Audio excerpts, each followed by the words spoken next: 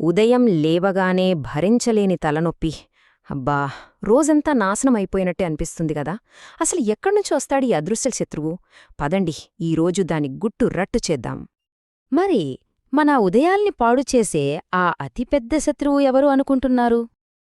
అది మరెవరో కాదు, మన ఉదయాన్ని దొంగిలించే ఆ సూపర్ విలన్, అదే మార్నింగ్ హెడేక్. అవును, ఈరోజు మనం దీని గురించే పూర్తిగా తెలుసుకోబోతున్నాం. అయ్యో, ఈ సమస్య నాకొక్కడికే వస్తుందేమో అని అనుకుంటున్నారేమో. అస్సలు కాదండి. నిజానికి ఇది చాలా కామన్. ప్రపంచవ్యాప్తంగా చూసుకుంటే ప్రతి 13 మందిలో ఒకరికి ఉదయం లేవగానే ఈ తలనొప్పొస్తుందట. అంటే మనలో చాలామందికి ఈ శత్రువుతో పరిచయం ఉందన్నమాట. సరే, మరిక అసలు విషయంలోకి వెళ్ళిపోదావా?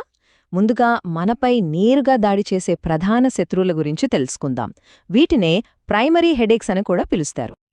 ఇక్కడ ఇద్దరు మెయిన్ విలన్లున్నారు. వాళ్ల మధ్య తేడా ఏంటో చూడండి. ఒకటి మైగ్రేన్.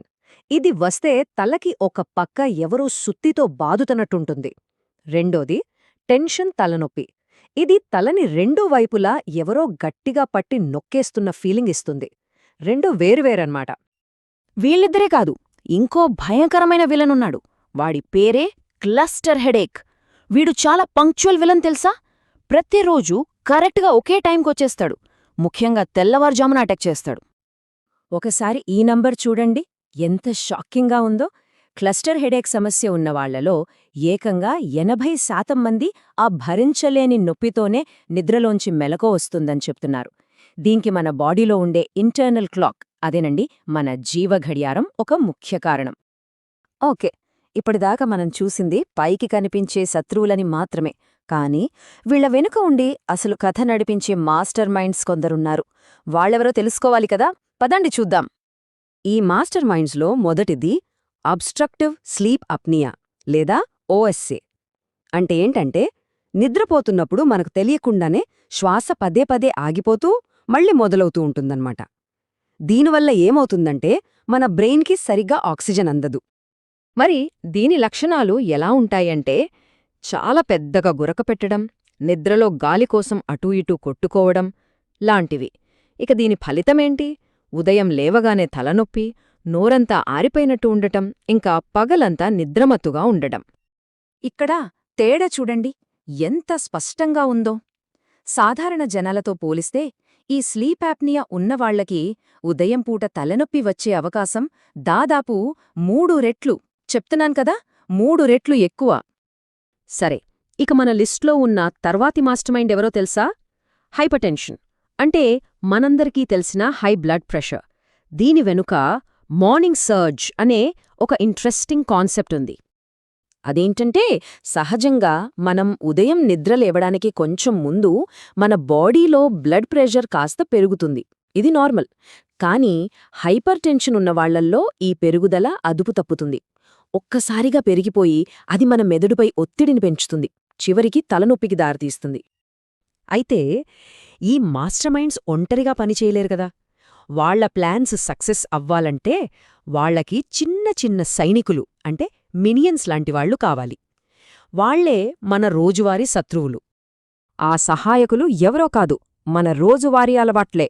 ఉదాహరణకి రాత్రిపూట ఆల్కహాల్ తీసుకోవడం, సరిగ్గా నిద్రపోకపోవడం, విపరీతమైన ఒత్తిడి, యాంగ్జైటీ.